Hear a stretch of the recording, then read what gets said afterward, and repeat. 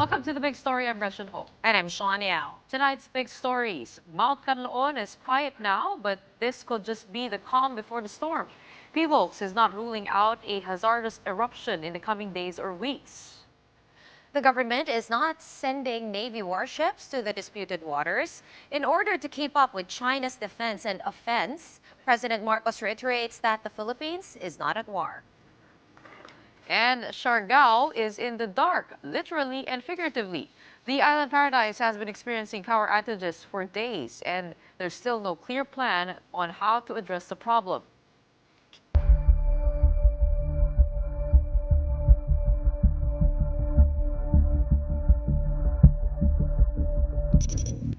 Mount Kanlaon was a whole lot calmer today, a day after an explosive eruption that sent out ash and pyroclastic debris.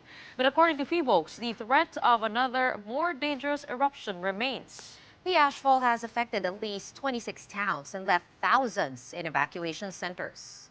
Let's get the latest from on the ground. We have Gio Robles reporting to us live from Negros. Hi, Gio. How is the situation now at Kanlaon? Can you describe to us how the residents are coping with yesterday's pyroclastic eruption? Shawn, Gretchen, nice to see you both. And maayong gabi from Bago City here in Negros Occidental. Only time can tell kung kailan ulit yung eruption nitong Kanlaon volcano. State volcanologists said na in a press briefing earlier today that there are two scenarios. It'll be a magmatic eruption or a major eruption. There are factors ngayon na binabantayan nila. Number one, yung pag-akyat ng magma sa crater ng bulkan, yung patuloy na pamamaga nito. So alam mo, ngayon nasa 6-kilometer danger zone na yung mga balak ilikas or target ilikas nasa or nearly 60,000 na mga residente within the 6-kilometer danger zone. Yung pinaka-apektado nga ay yung mga residente sa La Castellana, town of La Castellana in Negros Occidental here and Kanlaon City in Negros Oriental. The DSWD earlier, Secretary Rex Gatchalian visited Bago City and other LGUs or nearby towns to check on the situation nga para makita nga kung ano yung mga pinakakailangan ng mga residente. But the DSWD Secretary earlier stressed that 1.4 million food packs are ready to be distributed. Back to you. Gio, can you describe to us what the extent of the ashfall occurrence is like there in Bago City? Alam natin, yan ang pinaka-apektado, I believe, na lugar dito sa pagputok ng bulkan. Ano? Kwento mo lang sa amin kung anong meron dyan. Okay, one example, if you can see here behind me, ito yung isa sa mga sasakyan na nabalot ng ashfall kahapon. Ito, hindi pa ito nililinis. The owner said that maybe tomorrow they're planning to get this car washed. Pero sa ngayon, if you take a closer look, it looks like parang cement itong asupre mula sa Kanlaon volcano. Pero sa ngayon, ito may masangsang siya na amoy na lumalabas kasi it's sulfur. So sa ngayon naman, yung ashfall, ongoing yung washing operations, paglilinis. As you can see, hindi umulan today. Kung makikita mo din dito on the road behind me, roads are wet because may flashing operation earlier this evening para nga mabawasan nga yung ash na kung mag-cause siya ng irritation sa mata and most probably baka ma-inhale siya ng mga residente. And it's not only here in Negros Occidental and Negros Oriental where we experience ashfall. It even reached as far as Guimaras Island and even in Iloilo and Antique over at Panay Island. Gio, kamusta naman yung hangin dyan, ano? We know you're wearing a face mask, but how's the health of the people? And we do know that, syempre, pagka tinanggal mo yung sulfur dun sa sasakyan na nasa likod mo, kaya sa iba't ibang pinaglalagyan yan, pupunta yung sulfur sa ibang lugar. Meron ba silang advice on how to deal with that? Is it as simple as hugasan mo lang, lilinisin mo lang, o meron bang specific instructions saan dadalhin yung asupre?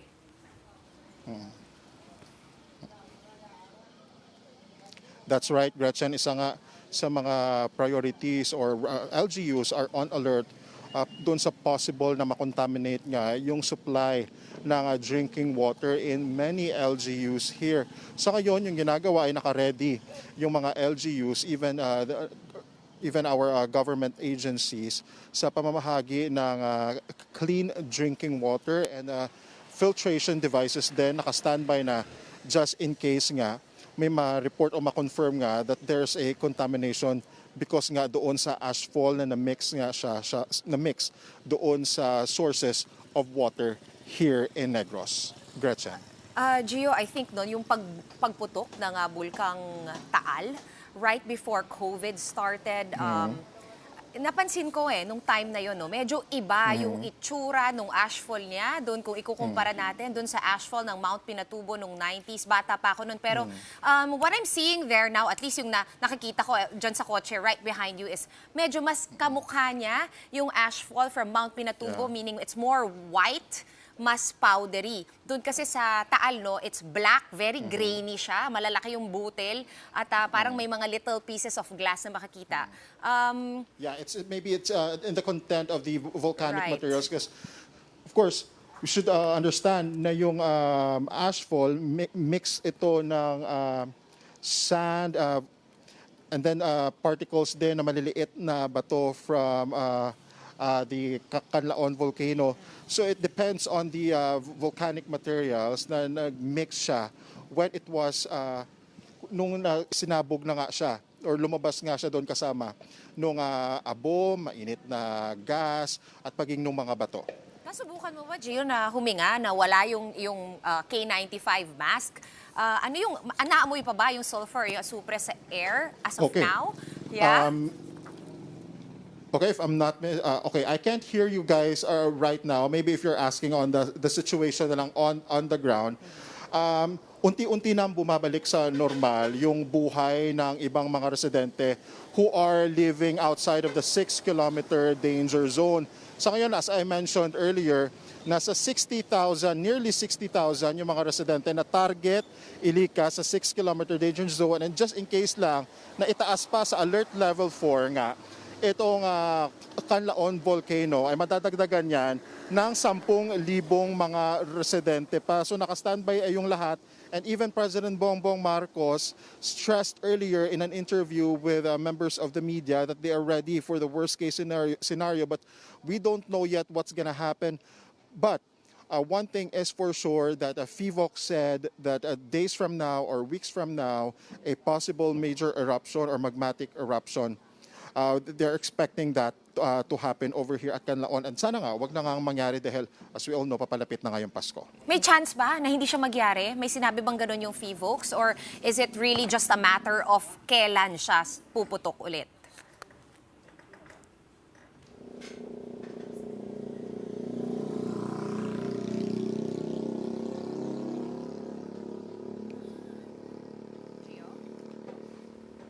Looks like we're really having a difficult time with the signal. Pero yun nga, marami tayong katanungan pa Kasi bukod nga dun sa situation on the ground. Tama yung tanong mo kung May chance ba na hindi siya sumabog? May chance ba na hindi siya sumabog? Yung ibang katanungan ay yung sa agrikultura naman, kung gaano kalaki yung pinsala o yung nangyari na doon sa I believe the sugarcane industry is affected dahil doon sa sulfur. Gio, can you hear us? Do we have Gio back? All right, looks like think, we don't have a good signal. But bukod doon, meron pa isang binabantayan yung pyroclastic density currents. Lahar ba yun? Yun yung gusto kong itanong kay Gio. Yes, parang I guess it's a combination. Andiyan na si Gio. Hi, Gio. May gusto kaming malaman. Yes, Gretchen. Ayun. Ano yun? Gio, yung pyroclastic density currents na binabantayan natin. Oo. Lahar ba yun? Ano yung sitwasyon when it comes to that? No, magkaiba pa yon yung PDCs natin. Yun yung magkahalong bato at mainit na gas na after the eruption, yung makikita natin yesterday, yung doon sa dalisdis ng bulkan. And then yung lahar naman, ito naman yung from the ashfall na kapag maiipon siya and then it will be washed away, ay yun na yung magiging isa sa mga risk yung binabantayan din natin kasi pabugso-bugso nga din yung ulan dito, Gretchen, sa Negros. So isa sa mga fears ng mga LGUs is yung epekto naman ng lahar flow dito sa mga lugar na naka-experience ng ashfall. Okay, Gio, ito yung tanong namin kanina, no, before tayo ma-cut off. Meron bang sinabi yung FIVOX na baka sakaling may chance na hindi matuloy yung eruption, or is it sure that it's gonna happen? Ang hindi lang natin alam ay when. Yes, well, of course, lahat tayo gusto mangyari na wag na sana ang pumutok itong Kanlaon Volcano. No? Pero sa ngayon, yung sinasabi ng FIVOX, there's a possibility. Meaning, maghanda pa rin tayo, wag nating isa walang bahala. Kasi ngayon, yung Kanlaon Volcano mukhang mas kalmado na siya compared to yesterday no nag-erupt nga siya. And then 20 volcanic earthquakes nga yung naitala over the last 24 hours. Pero yung sinasabi ng FIVOX is mataas pa rin kasi yung aktibidad ng Kanlaon Volcano, kaya dapat maghanda pa rin just in case nga pumutok ito in the coming days or weeks at kung hindi na rin talaga siya magpaparamdam ulit. Okay. Maraming Shawn. salamat. I Maraming guess that's salamat. clear, no? It That's is clear. only a possibility, not a certainty. It's that really eruption almost will happen. impossible kasi to predict kung sasabog ba, Totoo naman. kailan, when, di ba? So we always have to stay alert. That's the best advice. But thank you so much for that update. And do stay safe out there. That was Gio Robles reporting to us live from Negros Occidental. Maraming salamat, Gio. All right, quick break for now. Right after that, Vice President Sara Duterte says she will again skip the NBI's probe tomorrow. This is, of course, into her alleged death threats against President Bongbong Marcos. The details when we return. Keep it here.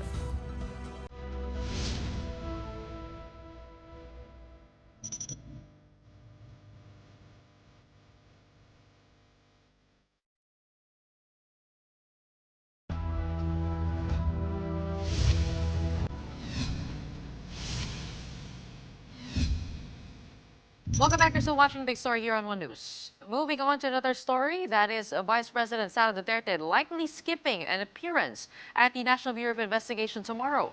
The NBI wants Duterte to explain a statement made against President Bongbong Marcos, his wife Liza, and his cousin, House Speaker Martin Romualdez. The VP said that she had contracted someone to kill the three in case she is murdered. The NBI first sent summons to Duterte on November 29, but at the request of her lawyer, this was rescheduled to December 11. But in an interview yesterday, Sara said she still might not be able to make that appointment. She mentioned a string of commitments like Thanksgiving activities at the OVP that include a party for members of the media. Besides, the Vice President added, her presence is not required at the NBI. She cited options her lawyer laid down, either to just send a position paper, submit a letter, or present an affidavit. Meantime, President Marcos rules out a suggestion to send Navy warships as escorts to resupply missions. President BBM believes that such a move will only cause the escalation of an already tense situation in the West Philippine Sea. For President Marcos, supply runs for Filipino frontliners at sea could still be accomplished even without the presence of the military. This is the first time that Marcos made a reference to the December 4 incident, where two Chinese Navy ships shadowed and blocked a Philippine Coast Guard flagship vessel near the Bajo ni Basinloc or Scarborough Shoal. Such action raised concerns among Filipino security officials, who noted that in the past, only Beijing's maritime militia and Coast Guard were involved in encounters. Right then, National Security Council and Philippine Coast Guard officials suggested sending Filipino warships since China is already using such in the disputed waters. But this is an idea that PBBM quickly shut down. We are not at war. We don't need Navy warships. All we are doing is resupplying our fishermen, protecting our territorial rights. Again, it will be provocative and will be seen as an escalation. We don't do that. The Philippines does not escalate tensions. Quite the opposite. The Philippines always tries to bring down the level of tension. Let's get some insights on this. On the big story tonight, we have political analyst Edmund Dayao. He is a professorial lecturer at the San Beda University Graduate School of Law. Thank you for joining us on the big story tonight, Professor. Thank you for having me. Okay, Professor, two incidents, December 2, December 4. December 2, the laser pointing incident at Hasa-Hasa Shoal, at yung sa December 4 naman, yung Navy ships of China colliding with ours, and actually hindi pala yun, no? Yun yung sumunod sa ating mga ships, pero yung B4 natin. Yung nasa Water gitna, cannoning, I think. Water Yeah, cannoning, water and also cannoning. may chasing. collision ng Yeah. konti. All right, do you agree with the President's statement not to send warships to the West Philippine Sea? We were talking to Richard Hidarian, and he said that we probably have hit the ceiling on our current strategy, and we might need to explore options. But the President putting this off the table, do you agree with that move? I don't know why anyone is going to consider sending gray ships or military ships, in this case the Philippine Navy, in the West Philippine Sea. Actually, this is what China is wanting us to do the whole time. No? Actually, talagang tawag dito, they're baiting us basically to be the one to start the escalation. And this is precisely why kung tawagin sa international politics, sila yung nagpauso ng gray zone. No, ayaw nilang sila yung mauunang magpapaputok o gagamit ng violence, no, but everything that they're doing is actually bordering on out and out violence. And so I'm quite surprised, no, that whether or not it's the officials or an opinion maker is going to say let's send the military. No, China is the one that's baiting us, and we don't want to be playing. No, we don't want to be getting into the play that they want us to take. Well, I think, Professor, no, if we can recall the June 17 incident near Ayungin, we remember what happened, no, when the Chinese spotted a Navy boat, right? We lost a finger, we lost some weapons, and that was a big brouhaha. Do you think that was kumbaga, natuto tayo from that experience? Or did that experience just cement na, okay, this is a bad idea, we should not send like warships to that area? This is not the first time or the second or the third time this is going to happen. In fact, we've been filing was this a diplomatic protest left and right, and as of last count, if I'm not mistaken, if I remember still when I was taking part in some of the discussions there, it has already reached thousands of diplomatic protests, and it's not going anywhere. No, China really is this pushing the envelope, so to speak.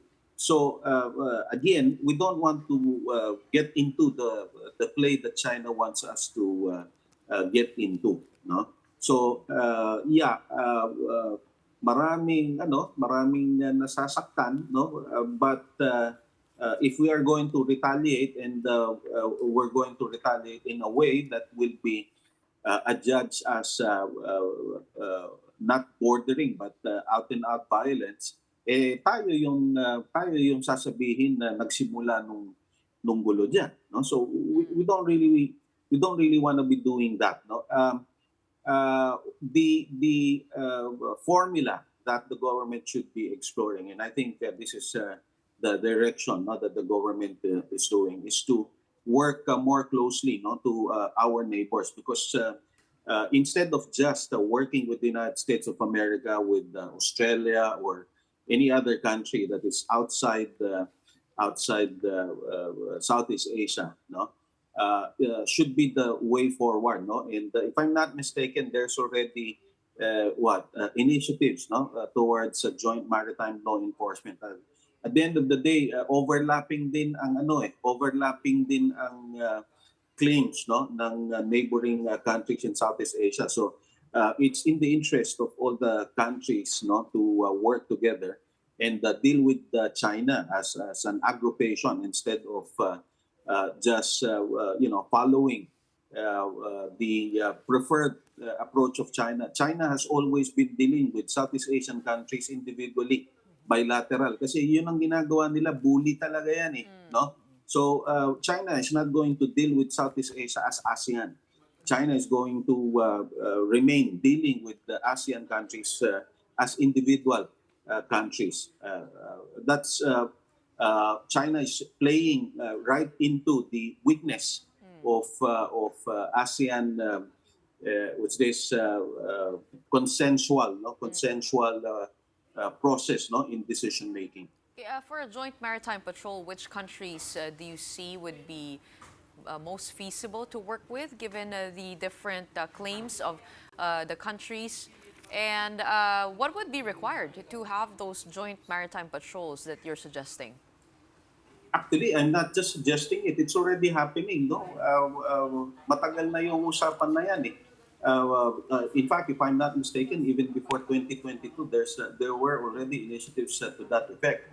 I'm not sure how advanced it is right now, but I'm inclined to think that that is the way forward. Yung namang overlapping claims is not as should we say controversial as that which as that of China, kasi China lang naman ang talagang magulong kausap dyan, eh. No? So we've had the discussions with not only Vietnam, not only Malaysia, even Indonesia for that matter, and that has always been productive, no? I'm not really sure why it's not being publicized much, no? But the discussions have always been there, no? There are agreements that have already been put in place as far as I remember. Yes, you're right. Actually, I think nagkaroon lang ng joint sale, I believe, with Australia and South Korea just over the weekend. But Professor, ang dami rin kasi Iba pa yun. Iba pa yun pa sa yun? Australia, South Korea. Now, South Korea is coming in, no? Because South Korea is also experiencing the same problem, no, in their area together with Japan. Ganun din, nangbubuli din yung China doon sa area na yun, no? In fact, mabang usapan niya, I don't think we'd be able to cover it in this news coverage But of yours. which countries, Prof? Is it Vietnam, Indonesia? No. You Malaysia? mentioned earlier Australia and South Korea. Iba pa yon, no? Ibang involvement pa yon kasi donor countries yan, eh. Pero dito po sa Joint Maritime Patrol. What I'm referring to is maritime law enforcement. No? So, ibig sabihin, joint patrols in the area. So, kumbaga, joint enforcement. That's right. Joint Of all enforcement. claimants. Of all MLE. claimants. Yeah. All right. Okay. So, how feasible is that, no? Kasi nakikita natin rin, of course. It's not happening. It's already yes. happening. In fact, there were already joint patrols I think that with were Indonesia. Yeah. Yes. With Vietnam and Indonesia, if I'm not mistaken, and even Malaysia. Kung hindi man nagkaroon na ng joint patrol, hindi ko na lang maalala with all these issues happening. No? Pero Professor, yeah, sa nakikita mo, no, ang dami kasi nagyari this year, no? We passed our 2 maritime domain law. Yung archipelagic zones natin, nagyari yon. Nabuking din tayo na may task force ayungin dito, di ba? No less than US Defense Secretary Austin was the one who tweeted that. Nabulaga tayong lahat. Some analysts kasi say na, whatever happens, China on the ground or in the water will do what they will at they don't really care about these things. Kasi may mga iba nagsasabi, kasi magulo yung bansa natin, nag-aaway yung presidente, vice-presidente, so they're taking the chance. Tapos magkakaroon ng transition from Biden to Trump. Your thoughts on all of this, international geopolitics, local politics? If we're going to factor in all these noises, wala talaga tayong maiisip dito. No? Kasi talagang, at the end of the day, the politics in the United States of America, to my mind, I'd like to, not I'd like, but I've always seen that or considered that as entirely separate from how we deal with the West Philippine Sea. No, magkakaroon man ng pagbabago diyan with the assumption of Trump by January, that will still take time, no? And kung meron mang pagbabago na mangyayari diyan, hindi ganon ka-radical. Take note that regardless whether the president is a Democrat or a Republican, we've always maintained relations with the United States of America, even during the time of the previous president, who was obviously very much close to China, no? So hindi magbabago 'yan. Ang magbabago diyan siguro yung direct interest, of the president of the United States of America. But we should also take note that during the first presidency of Trump, no, he in a number of occasions, no, made the very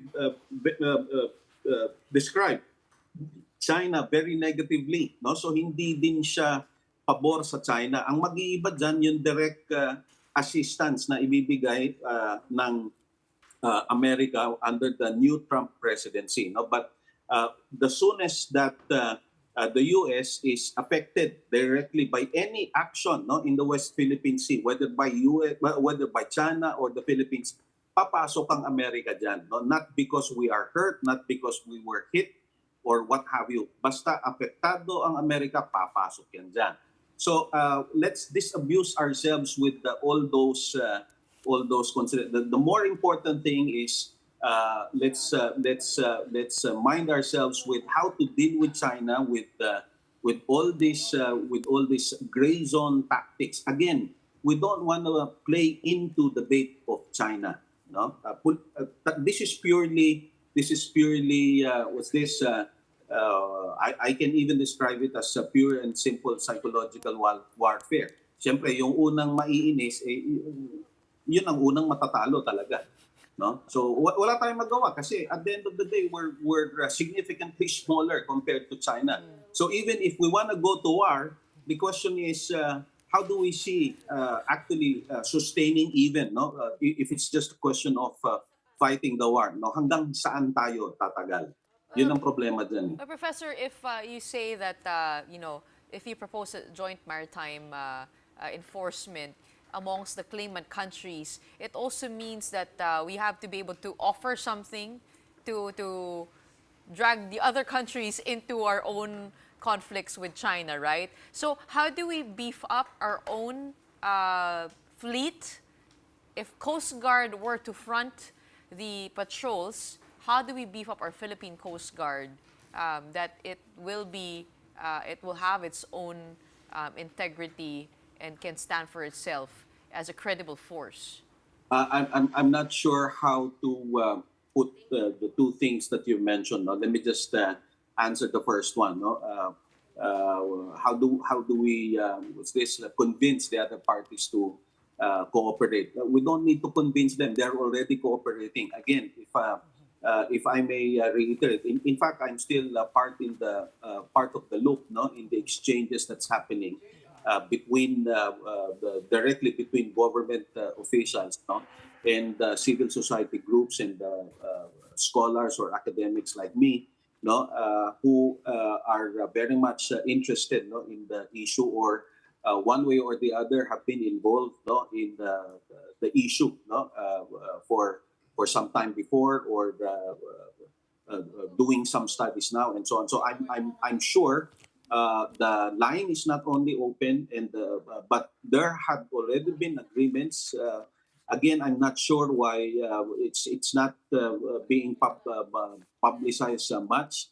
The end goal here really is to strengthen the relations and the cooperation among the claimant countries. Hindi natin masesettle yung overlapping claims overnight, but at the very least, if the neighboring countries, and I'm sure that they are already convinced that if we work together, at the very least, it will accomplish, at the very least, sidelining or setting aside the problem with China, if we're able to work together. That's why I mentioned earlier having to, or the need to counter China's diplomatic approach dealing with individual countries. China has to be forced to deal with ASEAN as an aggregation, no, as a group, kasi mas mahihirapan ang China in that with that kind of formula. So nangyayari na 'yon. Yung sinasabi mo na modernization, actually hindi tayo tumitigil sa modernization. If you are going to look at the Coast Guard now, it's a far cry compared to 10 years ago. Marami pang kailangan gawin. In fact, when I left there, ang isa sa mga kailangang tingnan nilang mabuti yung mismong bahay ng Coast Guard. Ang headquarters niyan parang hindi parang squatter pa sa Philippine Ports Authority yan. the Coast Guard has to have its own home, no? Yes. That's very crucial because in terms of operations, of course, what's this? A main headquarters is very much needed. In fact, even the transit points, no, all over the country, kailangan ding ma-resolve yan. So it's not just a question of equipment. It's a comprehensive assessment of the capacity of the Philippine Coast Guard. And mind you, if I may, I almost forgot, no, the transition from the National Coast Watch Council to the National Maritime Council was intended to strengthen the interagency coordination. Kasi interagency yan eh, hindi naman Coast Guard lang ang concern dyan, hindi lang Philippine Navy, marami yan. Kasi pag sinabi mong maritime law enforcement, may immigration yan, may customs yan, no? May environmental fishing and so on concerns, no? Yes. So yun yung purpose ng National Maritime Council. So apart from strengthening the strengthening of the National Coast Guard will be dependent significantly on the in a more coordinated and comprehensive working arrangement, no, between these agencies that I've mentioned. Well, thank you for giving us points to dig up when we get to talk to our government officials. But in the meantime, thank you so much for weighing in and joining us on the big story tonight. We have political analyst Edmund Tayao. Thank you. Well, up next, it's been 10 days since the island of Siargao lost its power supply. What has been done since, and what problems residents now face from the blackout? We'll be discussing that later when the big story returns. Keep it here.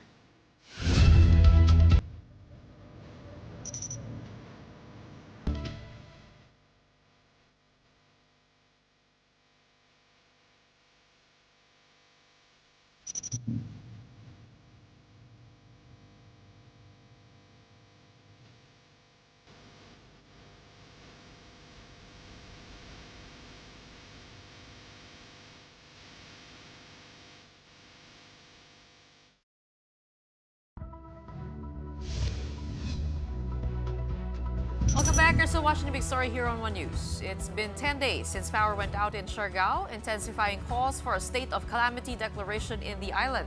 The blackout started December 1 when a 34.5 kilovolt breaker tripped at Barangay Kanlaon substation in the town of Claver. It disrupted the submarine cable connecting Siargao to mainland Mindanao. Siargao Electric Cooperative, or Siarelco, is still in the process of repairing the cable. Let's get updates on that from General Luna. We have with us tonight Siargao Mayor Sol Matugas. Magandang gabi po, Mayor. Yes, magandang gabi, Gretchen. Wait, Mayor, ang nangyari po dito, nagkaroon po ng ground line tripping. Tama po ba? Nag-trip yung submarine cable that connects basically Siargao, Yeah. Bukas Grande Islands, no, to the mainland. Yes. Pero yung issue kasi, I think, no, Gretch, is 10 days na and hindi pa yata nila nahahanap kung saan yung break. Can you confirm this, Mayor? Yeah, until now, they're still looking for the fault location between Hayagabon of Claver and Doña Helen, Barangay Doña Helen. Mahirap kasi I don't know how deep is the area there. Ang divers ay nahirapan na mag-dive. So when you're talking worst case scenario, Mayor Matugas, gaano katagal pa itong pwedeng umabot? I'm sure nabigyan na kayo ng abiso. Nakita rin namin no, yung unang memo ng Siarelco. Sabi nga nila yung phase 1 mas mababaw, yung phase 2 mas malalim yung kailangan i-dive ng diver. So, so I'm guessing nandun na tayo sa mas malalim na part. Ano po yung worst case scenario? Ang worst case scenario, pag matagal, marami kaming problema. Dapat ay masolve kaagad. But we're given hope naman. By December 21, sabi nila okay na ang power supply. Kasi may mga alternative power services na ginawa naman ng gobyerno.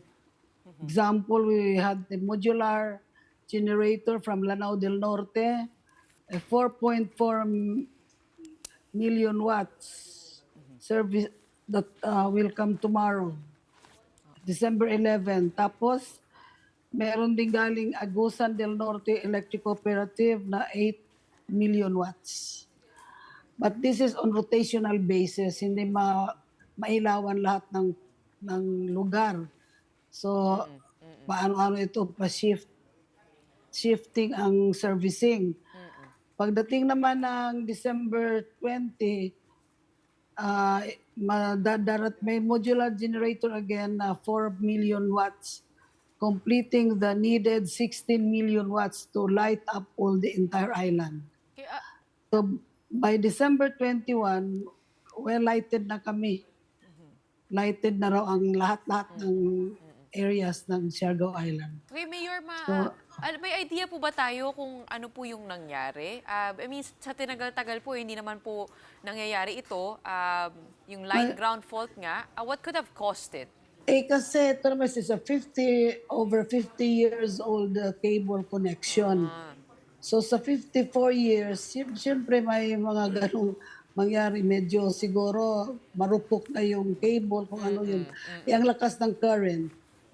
So talagang mag-giveaway siguro. Kaya Kanino sabi po, ko, right, Mayor, kaninong responsibility no, na ayusin yung kable? Kay Sharilco ba talaga? Kasi we know that sila yung umako at sila yung nagsabi na we will... sa isip ko, Cheryl ko ang may responsibility to look into the situation. Dapat may advanced planning kung anong mangyayari.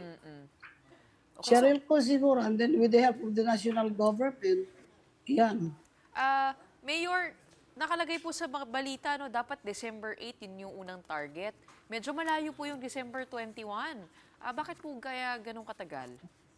Mahirap kasi hanapin yung fault line, yung fault location. Yun si Congressman Bingo nga was there already joining the divers. Tiningnan talaga para matingnan kung for how long it will last the efforts of looking at the location.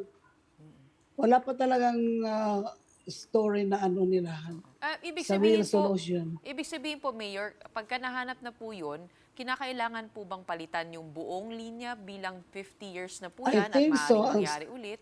Kailangan, but it will cost daw 26 billion. Oh, wow. 26 billion pesos.